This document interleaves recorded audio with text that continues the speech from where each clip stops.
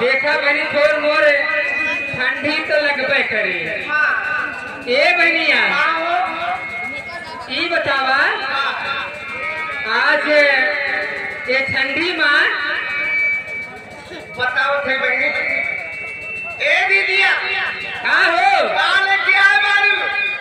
ठंडी में जैसे आज ये बरतिया आए बात कैसे कहियो हमारी उताई कर रही है। अच्छा अच्छा। हाँ हाँ कैसे? और जब अरे का उपवास से किया रहेगा जौन हमारे मालिक रहे हो बनी, लेकिन हम न्योता उतर ना दे रहे होंगे। अरे बनी भुलाए न जा बहुत पहले की बात हो। अच्छा अच्छा। हाँ हाँ तो तोरे मालिक है मौके पर काहे ताई और रिसियाए कर रही हो आए ताए हो। मास्टर काहे बता रिसिया रहे हो।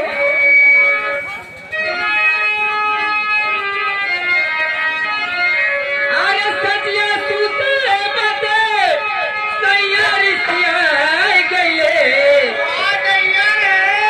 ओ सजिया सूते बदे सैया रिसियाए गइले हमसे कुहाई गइले